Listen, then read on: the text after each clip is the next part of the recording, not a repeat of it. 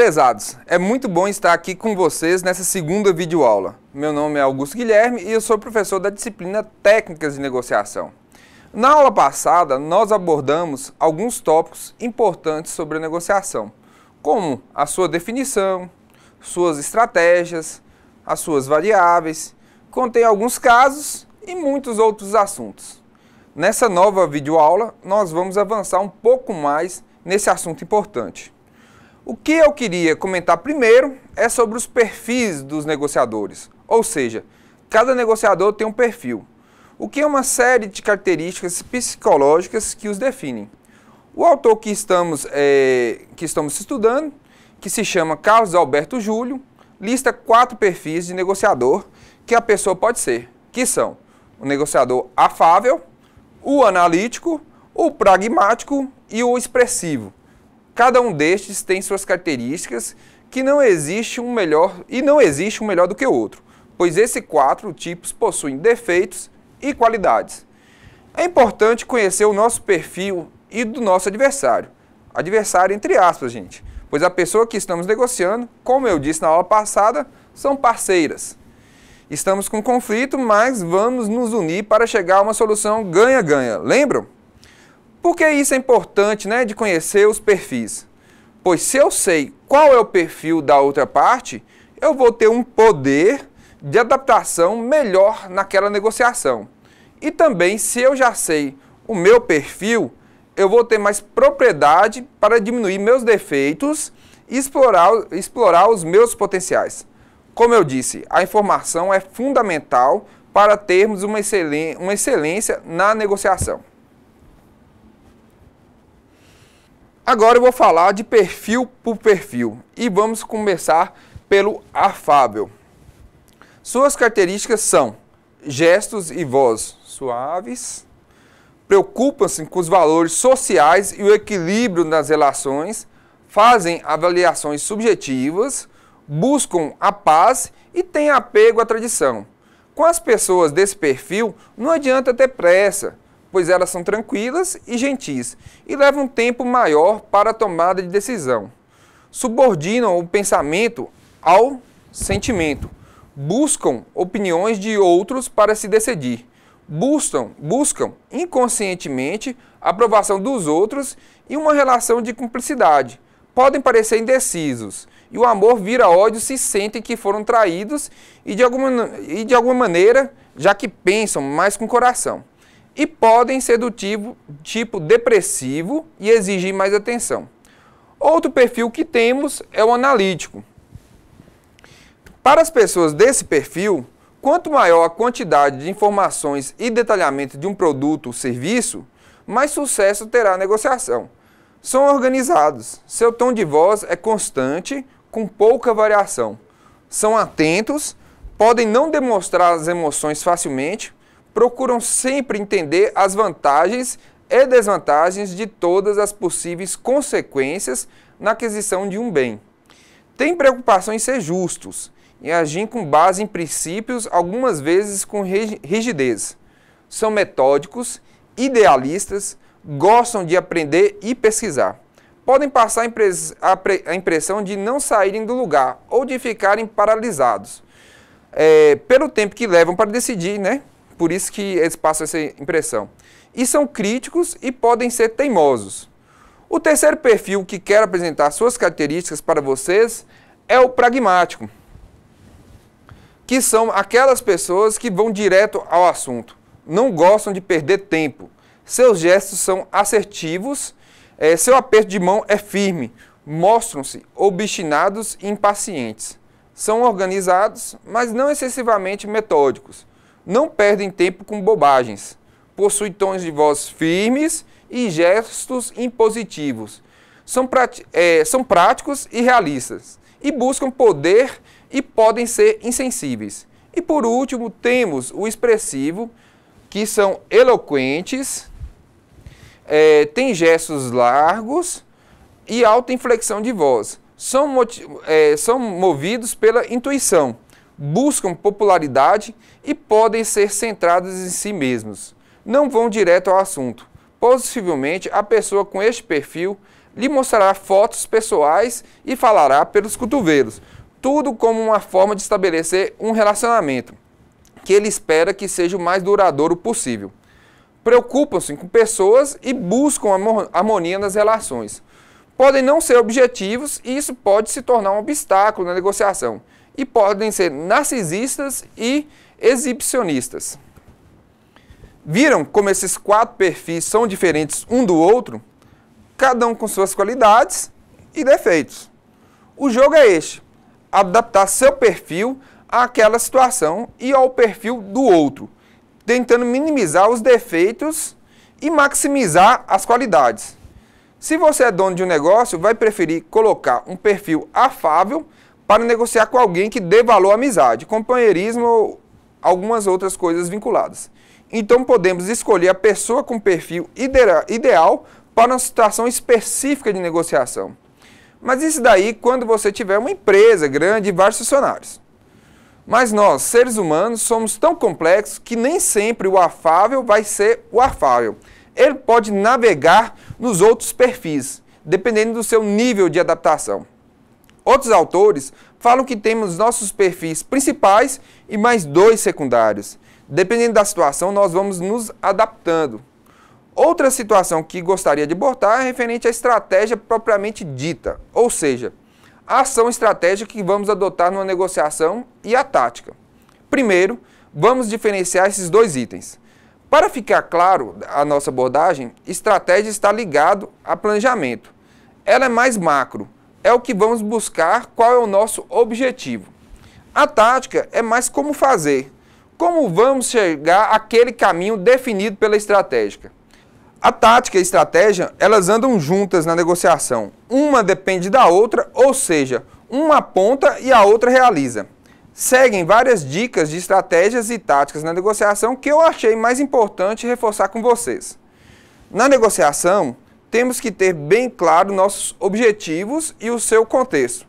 Não podemos exigir pressa da outra parte, pois cada um tem seu tempo. Em caso de dúvida, sempre busque a informação, pois a transparência deve estar em primeiro lugar. Reforçando a informação, esteja sempre preparado, com o máximo de informações possíveis. Outra, seja flexível na negociação. Uma negociação exige que exista a possibilidade de ceder alguma posição. É importante descobrir o que a outra parte realmente almeja. Outra é não travar a negociação em alguma posição. Se algum item não avança, pule e vá para outra. Não force. Outra dica, né? Temos que respeitar a outra parte como pessoa. Apesar de muitas vezes ela estar representando uma empresa, é um ser humano que tem sentimentos que está ao seu lado. Outra dica, talvez mais importante do que falar, é ser bom ouvinte. E não basta apenas entender, temos que demonstrar que entendemos o que o outro falou. Pode ser balançando a cabeça ou mesmo repetindo parte do que ele falou. Outra dica, temos que ser justos e firmes, principalmente com o problema. Outra, somos seres humanos, mas temos que tentar ao máximo controlar as nossas emoções, pois o resultado da negociação é objetivo. Tem que falar também que entender é ter controle em todos os passos que você der na negociação, percebendo o desdobramento que ele pode te carregar. Verificar se o seu progresso realmente está atendendo o seu objetivo. Ficar atento a todo o acordo. Lembrar que negociação é um processo de entendimento entre as partes. Então, solução será algo que atenda os 2 lados. Compreender o adversário. Isso poderá ajudar na solução que ambos buscam. Lembrar que essa negociação atual pode impactar negociações futuras. Então, lembrem-se principalmente da necessidade de manter relacionamento. Uma das técnicas mais famosas é o report, ou seja, estabelecer confiança com a outra parte da negociação. Esse laço de confiança, de harmonia e de cooperação é fundamental em qualquer negociação. Lembra que eu falei na primeira aula que tendemos a negociar melhor com pessoas que gostamos. Então, o ideal é demonstrar para a outra parte que somos confiáveis e possíveis amigos. Isso facilita muito chegarmos a um acordo. Lembro novamente, um dos pilares da negociação é o relacionamento. Nesses dias, fui cortar o cabelo e a barbeira estava tentando puxar conversa. Eu pensei comigo mesmo, está tentando me conquistar como cliente, ou seja, estava tentando estabelecer o report. Ela tentou diversos assuntos. Quase nenhum conseguiu criar uma ligação entre nós, até que ela citou o KCL. E eu lembrei que ela é atleticana e a conversa fluiu. Mesmo sabendo que aquilo que ela estava utilizando naquele momento era uma técnica de negociação, eu fiquei muito satisfeito em ter cortado o meu cabelo naquele salão e com aquela pessoa. Que a partir daquele momento não era mais uma desconhecida, e sim uma pessoa legal. Temos que ficar muito atentos, né, na hora de estabelecer o report, pois as pessoas são diferentes. Na verdade, temos uma técnica específica para estabelecer o report para cada perfil. Podemos dizer que para estabelecer o report com o perfil pragmático, seja objetivo e trabalhe com números, pois isso é o que ele gosta. Não conte casos, entregue resultados para ele. Tente seguir o ritmo dele. Com o analítico, como ele gosta de bastante informações para se decidir, quanto mais você conseguir, mais ele sairá satisfeito. Lembre-se que ele precisa de tempo para pensar. Dê espaço necessário para ele. Com o perfil expressivo, como ele gosta de relacionamento, não vá direto ao ponto. Quebre o gelo, né, primeiro. Estabeleça a relação utilizando outros assuntos antes de ir para o negócio. E por último, temos o perfil afável. Seja tranquilo com ele. Apoie suas ideias, seja cúmplice. Provavelmente seu relacionamento será duradouro com ele. Temos o vídeo de Guilherme Quebra-Regras. Ele fala um pouco da sua experiência na criação de um report. É muito interessante assisti-lo, está no ambiente. Repare que ele, por meio de uma história, cria uma relação com nós, espectadores. Essas histórias são utilizadas por ele para criar vínculo. Mas lembre-se, temos que ser éticos. Essas histórias têm que ser verdadeiras. A afinidade natural só vai acontecer se a história for real. Além de estratégias e técnicas, o negociador tem que ter habilidades. Nascemos com elas? Às vezes. Porém, um bom negociador treina sempre e está em constante aprendizado. Um negociador natural, sem evolução, nem sempre faz sucesso. Sobre essas habilidades, vamos observar essa figura. Nessa imagem, temos 9 habilidades do negociador. Vamos falar de cada uma delas. A primeira, conhecer. Conhecer profundamente o produto. Temos que conhecer mesmo, entendendo todas as suas características, seus custos, qual é o processo de logística envolvido.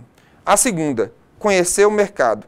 Temos que conhecer onde estamos inseridos, o mercado no nosso produto, o contexto que ele está. A terceira é vender soluções, e não apenas o produto.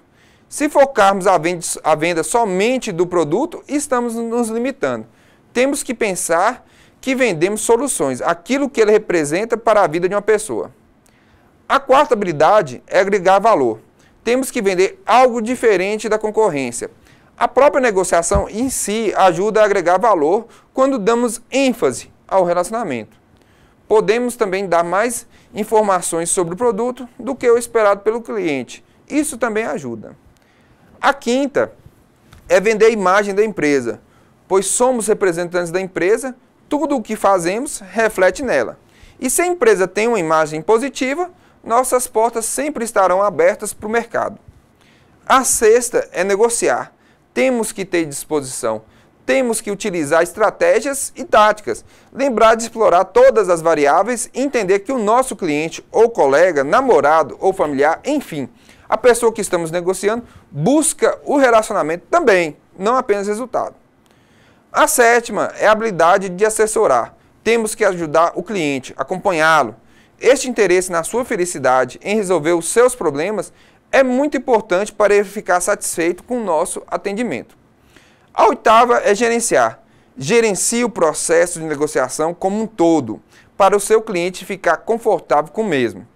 Por último, temos a nona, que é desenvolver relacionamento duradouro.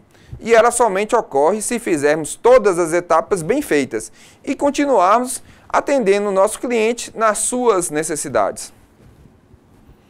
Por último, eu gostaria de falar sobre as etapas de uma negociação, pois uma negociação não deve simplesmente acontecer, pois quanto mais estivermos preparados e nos organizarmos para a negociação, maior a nossa chance de atingir nossos objetivos. Vamos observar as etapas sugeridas pelo autor da nossa apostila. Ele fala sobre a preparação, que é estabelecer objetivos que devem ser alcançados e os que a realidade permitirá atingir. Para isso, é preciso refletir sobre o comportamento do outro negociador. Também é fundamental conhecer os interesses, tanto os seus como os da outra parte. Essa é a fase de coletar informações, estudar o mercado, conhecer o produto, os concorrentes e os clientes. Depois temos a abertura. Criar um clima de abertura reduzindo a tensão. Deixar claro os benefícios esperados do trabalho conjunto. A exploração é seu objetivo. Estabelecer uma reciprocidade psicológica em que as pessoas tendem a tratar os outros da mesma forma que são tratadas. A apresentação é colocar claramente os objetivos e expectativas iniciais de ambas as partes. Crie opções. Depois de saber bem o que a outra parte deseja na negociação, crie alternativas, ofereça soluções para chegar a um acordo amigável. O ideal é encontrar aquela solução que é melhor para ambos os lados, a chamada solução ganha-ganha, lembram? A clarificação é quando devemos considerar as objeções levantadas como oportunidades para detalhar mais o objetivo. Assumir mais uma postura de ouvinte atento. Negocie é a etapa principal.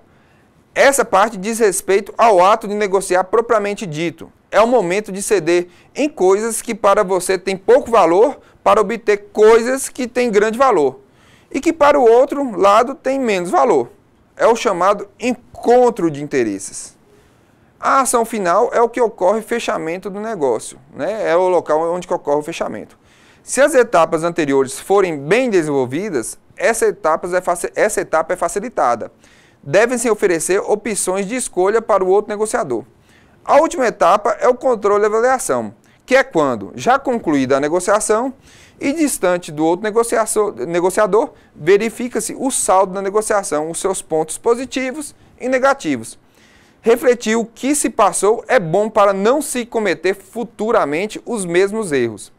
Poucos profissionais avaliam a negociação, porque não consideram a possibilidade de voltar a negociar com a mesma pessoa. Outros autores apresentam etapas um pouco diferentes. Temos como exemplo Siqueira, que fala em 5 etapas, que são: a primeira, preparação e planejamento pré-negociação, que é levantamento dos envolvidos no processo e seus objetivos, estabelecimento de metas, busca de informação, etc.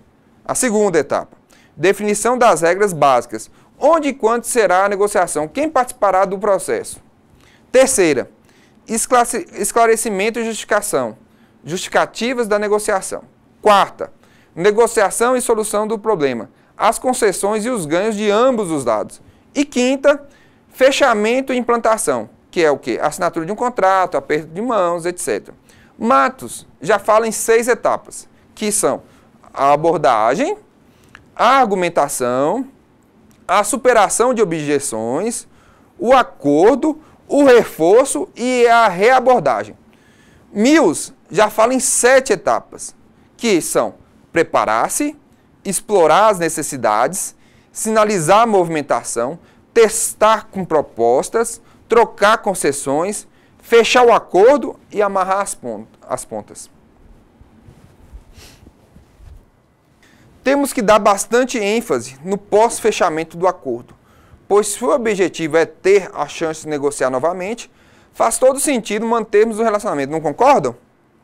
Quero reforçar essa parte, pois o novo desafio das empresas é manter os clientes, pois um cliente fiel é rentável. Reparem na gravura, vejam como funcionam. Pense que prospectar clientes é muito difícil, todos nós sabemos, mas mantê-lo não é fácil. Temos que ter um bom produto ou serviço. E, além disso, temos que ter um bom relacionamento com o cliente. temos que tornar as experiências dele na negociação uma parceria. E é muito importante, além de realmente sermos parceiros, ele tem que notar isso. Não é só sermos parceiros, ele tem que notar. Uma coisa é ser, outra coisa é ele notar. Reparem que tem uma grande diferença. E com isso encerramos os assuntos da nossa segunda videoaula. Eu espero que vocês tenham gostado e que tenham absorvido ao menos um pouco do que vimos aqui hoje. Lembre-se de acessar a sala virtual, participar dos fóruns e postar suas dúvidas. E não se esqueça dos estudos da apostila. Por enquanto é só, bons estudos e até a próxima aula.